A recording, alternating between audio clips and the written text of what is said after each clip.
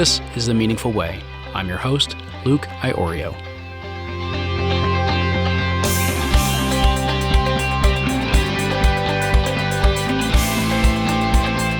Well, Meaningful Way listeners, as it turns out, owning a business isn't always just about making money. Matter of fact, when we highlight entrepreneurs on this show, one of the things that we look for is how they have infused their businesses with meaning and impact and a difference that they make in the lives of those that work for them, as well as the lives of the customers and clients that they serve.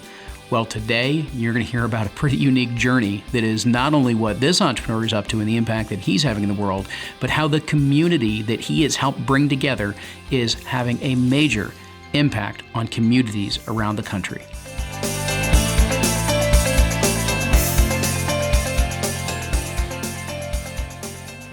So today we are joined by Michael Farber. He is the co-founder of Breakout, a community-focused media company that shines a light and empowers creators, movement leaders, and rule breakers to make a difference across America.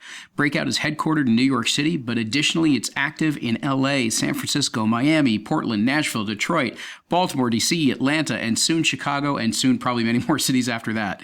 Breakout hosts weekly gatherings, service events, day-long neighborhood immersive dives, and multi-day immersive gatherings, something we're going to talk about a little later. Breakout also develops and distributes weekly stories showcasing members of the Breakout community. Most recently, Breakout launched a nonprofit foundation to issue grants to social entrepreneurs and nonprofit leaders that are uplifting our communities. Previously, Michael was a senior vice president and head of national expansion for BizNow Media, the nation's largest commercial real estate media company, which in 2016 sold to Wix, a private equity firm. And with that, Michael, welcome to The Meaningful Way. Luke, how's it going? Going very well. So, Michael, I guess, where I really wanted to begin, since Breakout is breaking out in all these different directions, I wanted to talk a little bit about what came before, what really happened before Breakout. So if you could start by telling us a little bit about what you were doing before this venture and how were some of those experiences kind of fundamental to creating what Breakout would become? Totally. That's a great question. And I think for most of us that have gone down this entrepreneurial path, there have been certain triggers, whether in our personal life or in kind of the bigger macro world at hand that have laid an impact. And so for me, I graduated in 2006. I went to GW in DC for undergrad. I studied international affairs and international politics. Had kind of intern stints at places like the Agency for International Development, USAID, working in the Africa Bureau, working in the nonprofit sector and kind of NGO sector. And so for me, people that were making an impact around policy and action was always something I was very fascinated with. But it's also one of those things when you're coming out of college, you're trying to figure out how do you actually get paid? Mm-hmm. And I was very nervous of, what were the type of positions I could actually have. So I went into a more traditional industry, commercial real estate. Mm-hmm. And in 2006, as a young 22-year-old, the industry was on fire. I knew people were making a lot of money. I was really fascinated more on the development side and the macro side of how commercial real estate was playing an impact in just how cities were reemerging. And, someone like myself, I grew up in Maryland.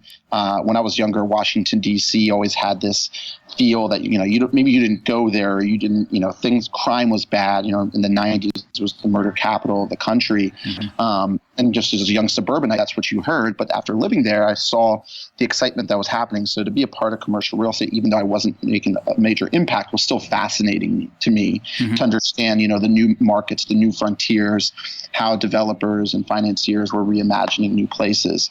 And so even though I went away from what my passion was in college, I found that to be a really interesting thing. As we all know, in 2008, the financial worlds were turned upside down. And suddenly I was sitting in a position where I had been very excited to grow and learn more, but I had bosses who were in their 40s and 50s with families and kids and trying to figure out how to put food on the table, mm-hmm. That were seeing, salary slashed in half, if not more. And so the overall just feeling in the country obviously was very dour. And so at that time, I came across a father and son who had developed an e-newsletter that was targeted towards the commercial real estate industry that was fun, that was snappy. And we're talking about a dinosaur type of industry. And I found myself reading it. And they used to joke it was almost like a People magazine type newsletter where it was fun, it was snappy, it was picture heavy. But underneath that kind of facade was actual real news was being broken. And so in 2009, I went to my bosses. They thought I was crazy and said, look, I know I have a really good opportunity here in this traditional route of stability, in commercial real estate, even though the economy is in a weird place, but I'm going to take a risk and join this startup, which was BizNow. And I joined to be the first person to grow the company nationally. Up until that point, it was this kind of small father-son team with a few kind of helpers in Washington, D.C., putting out this e-newsletter and starting to dabble into events. And so I went on this wild journey over the next 4 years, running around the country, opening up new markets, helping hire, editorial, sales, event staff. And we grew a team from 4 of us to almost 70 of us. And I was, as I said, the first person outside of DC. So I was hired as someone into New York City, and I got to, be in Chicago, LA, San Francisco, bring the company into markets like Atlanta and Texas. And I like to joke that it was like my mini MBA. I was in my mid-20s, running around building this company with really no guidebook or plan. But, learned some pretty measurable skills along the way. I think people have found it, when it's a unique position to be in, that when you are in the early stages of business like that, and as you said, there was 4 of you when this kind of journey started out, you do get that crash course MBA. You have to know all of the facets of the business. It's the only way that it's going to work. So it sharpens you in a lot of different realms. And it's while not always a enviable position to be in, it is something I encourage people to dive in at that level, to learn so much broadly about business if that's where their endeavors lie. I guess maybe the one thing that I do need to ask before we chat a little about Breakout and what it's up to is that to go to college with the kind of view that you had in terms of how does, that policy become action, the interest in international affairs and social affairs at that level, I'm just kind of curious, where does that come from? That sounds like there's something that had to turn you on to that interest at an earlier age for you to even know that was something you wanted to study.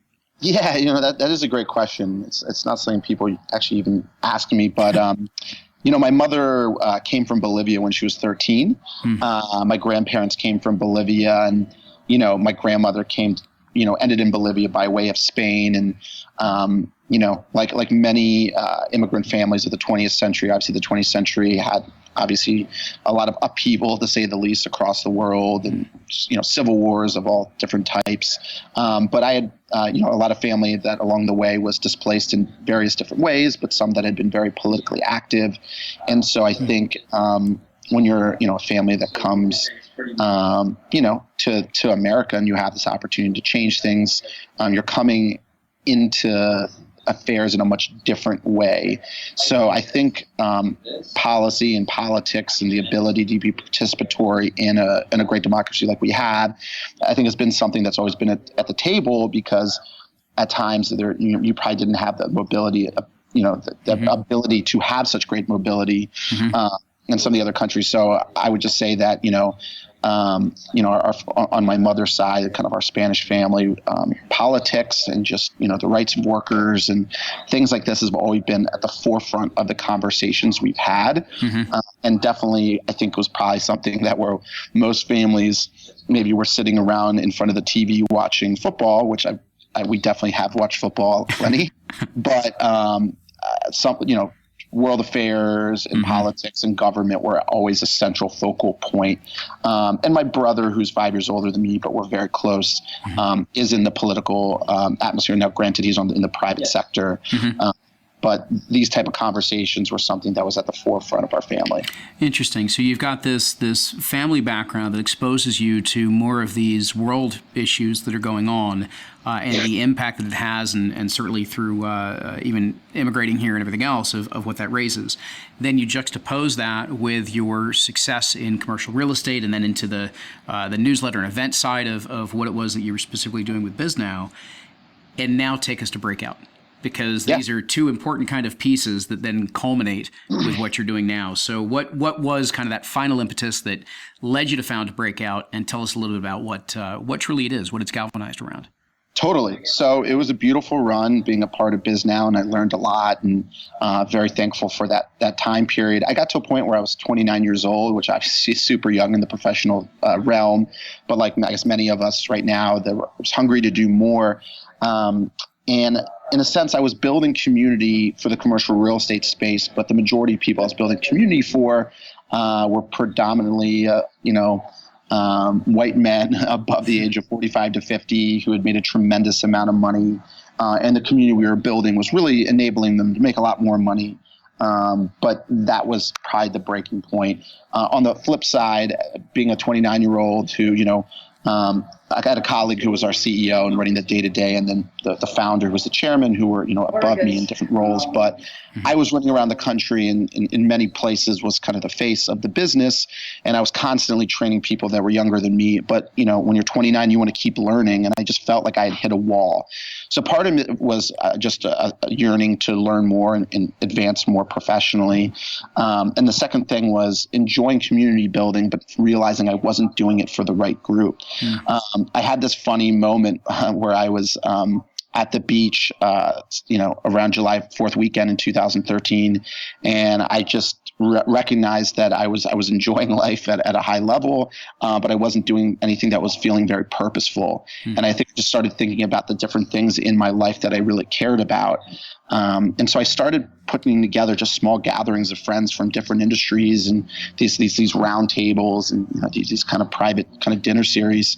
And it really was just kind of being selfish, just wanting to learn from others. But by the time I had done that for 6 months and we got into 2014, I realized I had this really great group that was yearning for more, that was yearning for something bigger. And I realized at that point that I couldn't be complacent. And I couldn't just be someone that was running in place. And so we decided to launch Breakout.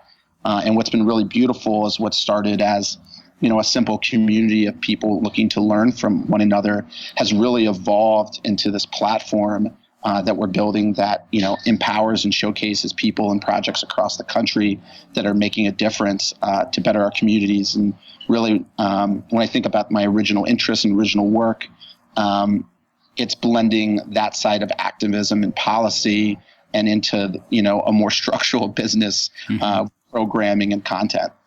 I think it's interesting because one of the things that tends to come up on this show of those that are doing some really great things out there, curiosity seems to be part of it. And that's what you just highlighted. And I want to make sure everybody takes away is that curiosity to start learning and see who's out there. What are they struggling with? What are they going through?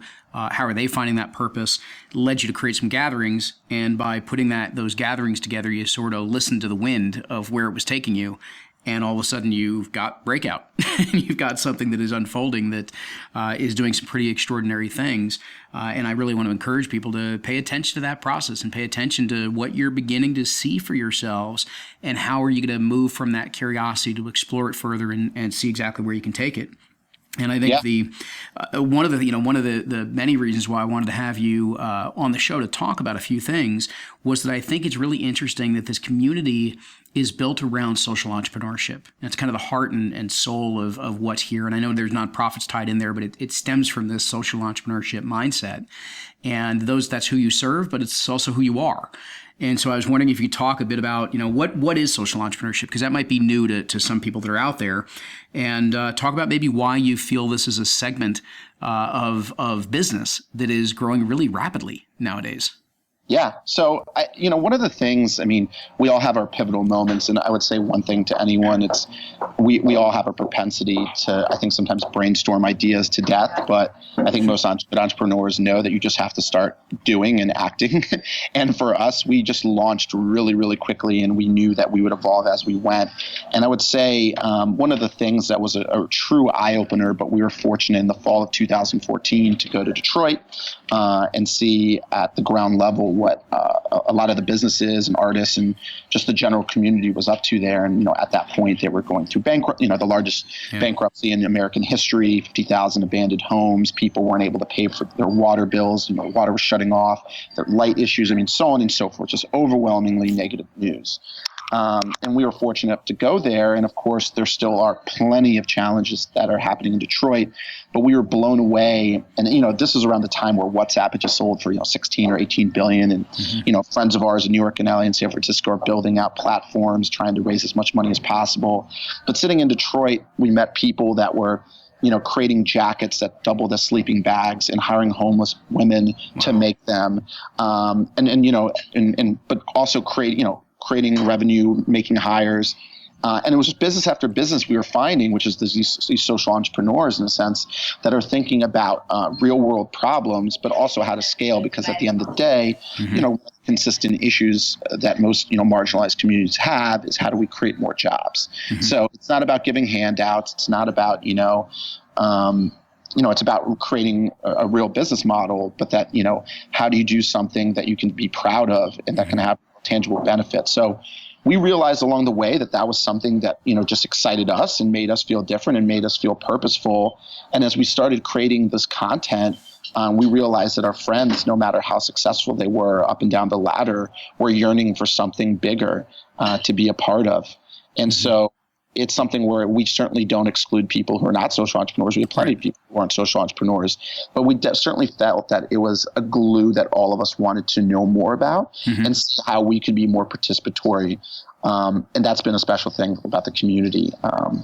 Yeah, I think that's in terms of what I've certainly seen within the organization and conversations you and I have had, that that commonality around whether it's directly baked into the business model or just certainly in who these breakers are, as you refer to your members, sure. They have this yearning that whatever their work is, that it ultimately bears a social benefit in some way, whether it's baked right in or whether it's just an adjunct to what it is that they do.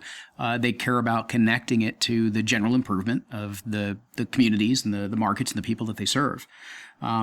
I'm curious, what are maybe even a few of the stories that you could share with the listeners of just some of your breakers, your social entrepreneurs? What comes to mind of one or two of them that are just out there doing some extraordinary things that are also having social impact in what they're delivering?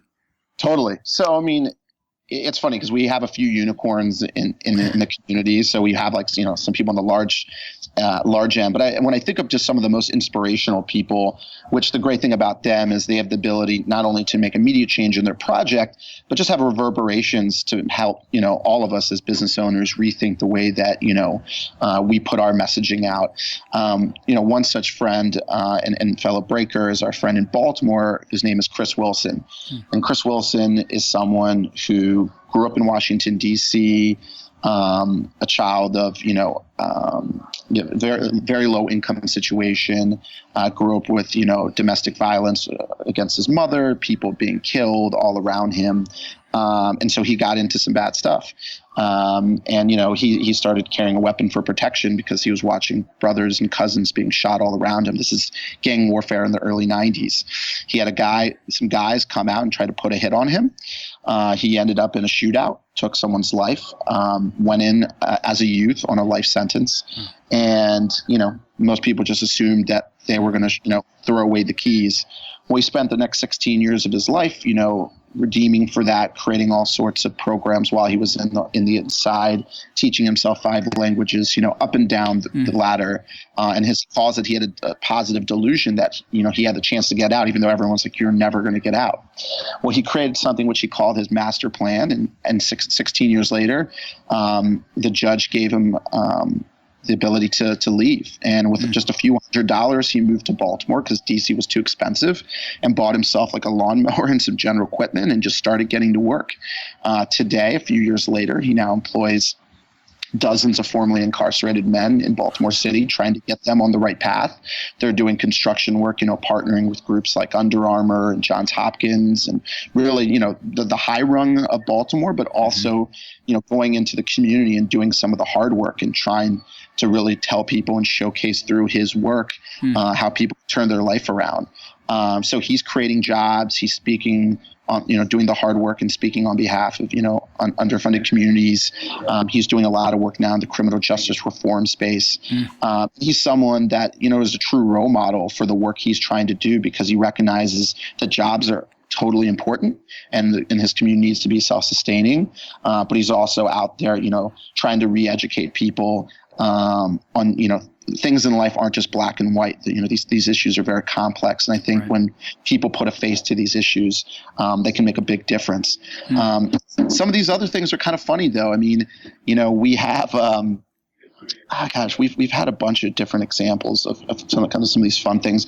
We have a friend in Portland who just has a coffee shop, quite honestly. But the story behind his coffee shop is he was a janitor at Nike.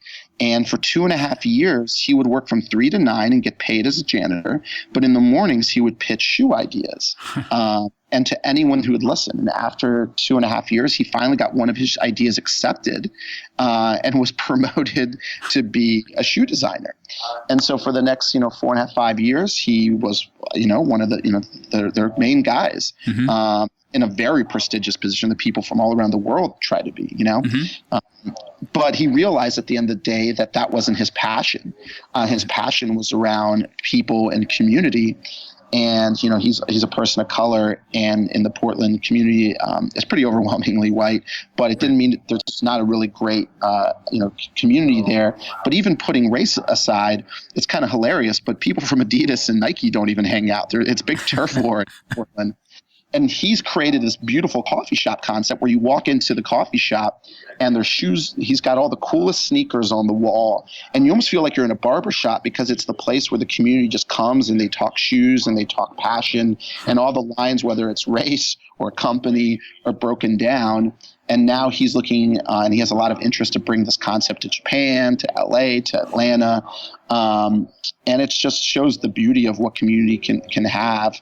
But to me, this isn't him, hiring people or necessarily, talking about impact, but he's just holding space for people to come together. And I think even that is very important. I think it's fantastic. I mean, this is, as you know, the name of this show is The Meaningful Way, and you're highlighting individuals who have found where does that purpose and that passion really truly come from for themselves, and then how do they put it into the way in which they're working, the way in which they're living. And those are some just great examples. But it also tells me, I don't know if everybody picked up on it, but it tells me a lot about the ethos that runs the Breakout in the way that you even refer to your members. You've referred to everybody as friends because it is the way that you view your community. I also enjoy the highlight, because I wanted to take this somewhere, is that with Chris Wilson in particular, that it puts a face to these issues. It humanizes what are otherwise very difficult, very challenging, and at times complex issues, and helps us begin to see them from a very different angle. And one of the things that I know that Breakout does quite uniquely is some of the impact events that you run. I've even heard these described as social impact vacations, but Detroit was one such trip event that you ultimately ran. And so I was wondering if you talk a bit about what are these impact events that you happen to run, and talk about why do you do them? It's both about the cause and a lot more than that. So if you could elaborate from there. Yeah, I think at the end of the day, pretty much anyone you talk to, and we're obviously in a very highly politicized space, but no matter what side of the aisle you're on, people want to make a difference, and they want to figure out what that looks like. And sometimes it's hard. And I even think about it this way, even think about even making a difference. Just think about people that want to exercise more.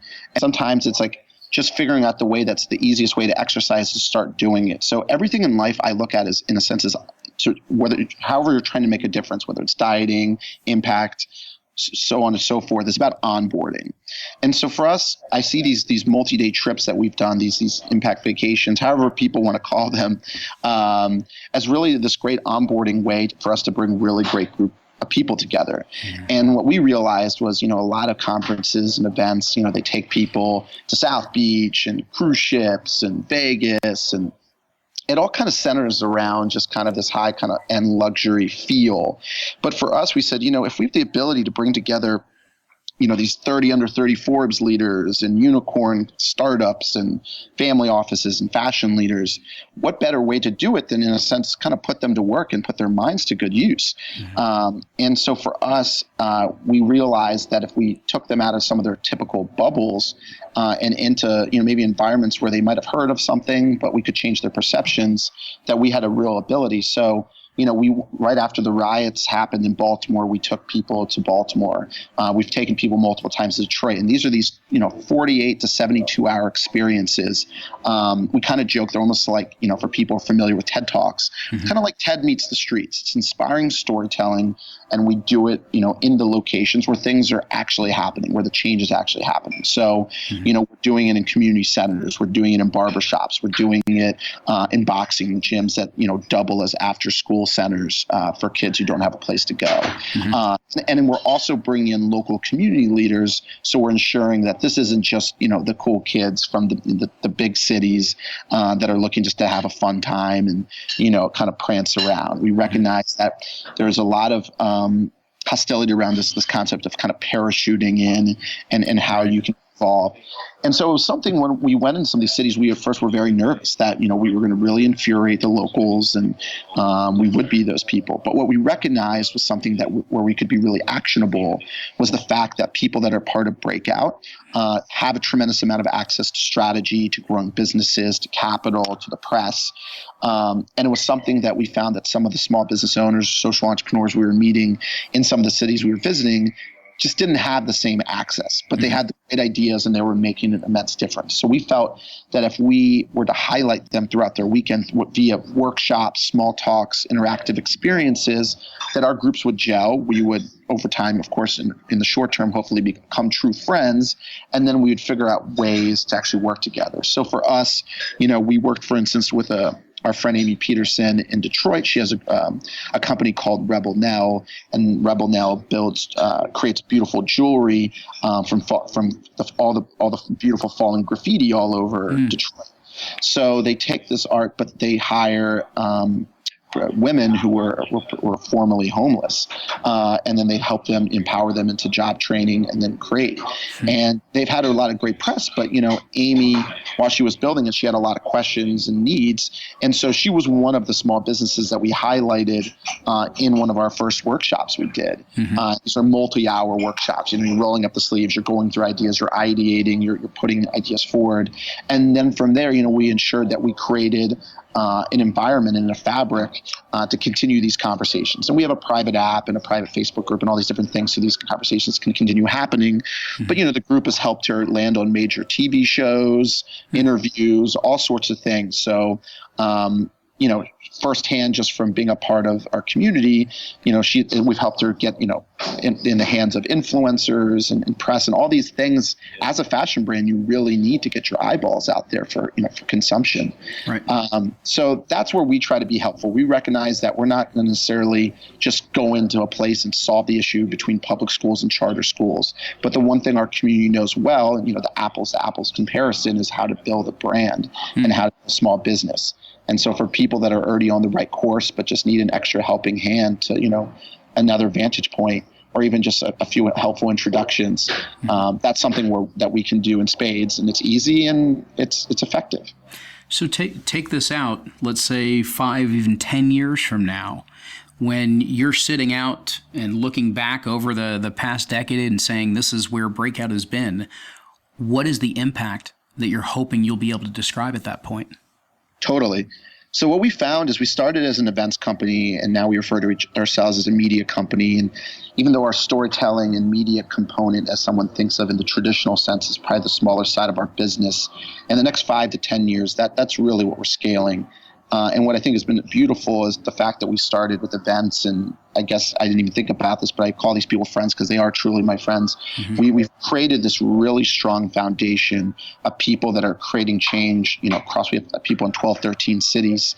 And so for us, it's about really now building up those ecosystems in each city that are really strong and purposeful to tell their stories, to create event spaces and holding spaces to have conversations around criminal justice reform and workforce development, around how do you build an effective business with purpose, around the new media landscape, and to bring these voices to fruition. So my hope is, your friends and family, whether they're members or participatory in our events or not, that they're consuming our news and that they're feeling empowered, that, there are ways to go about their life in a way to grow real business and to really make an impact. And so that is what I want us to be. I want us to be, that place to look for when you want to make a difference and be inspired.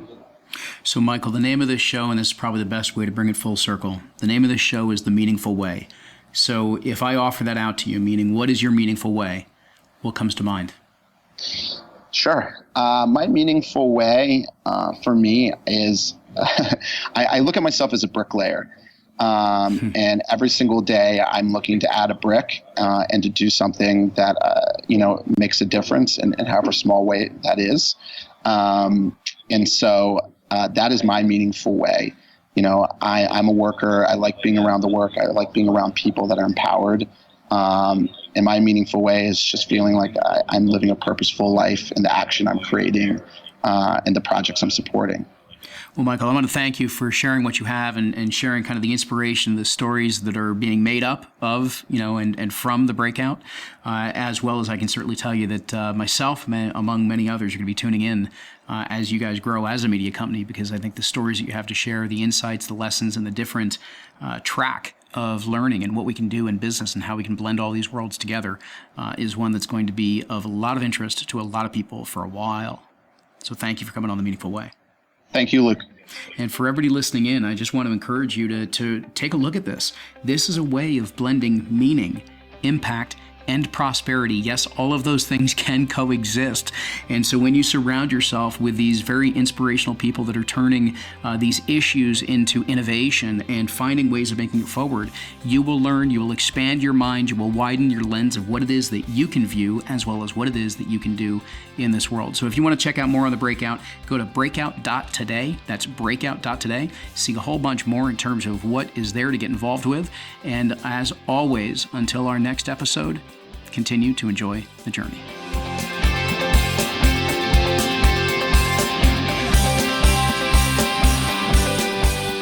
Thanks for tuning in to The Meaningful Way. If you enjoyed this episode, do me a favor and please subscribe and follow along with all these great guests, their stories, and interviews. Also, it helps us a lot if you not only share some of your favorite episodes online, but also provide us feedback. Go into iTunes, Stitcher, or whatever your favorite podcast app happens to be, and rate the show. Provide us some feedback and let us know how it is that we're doing.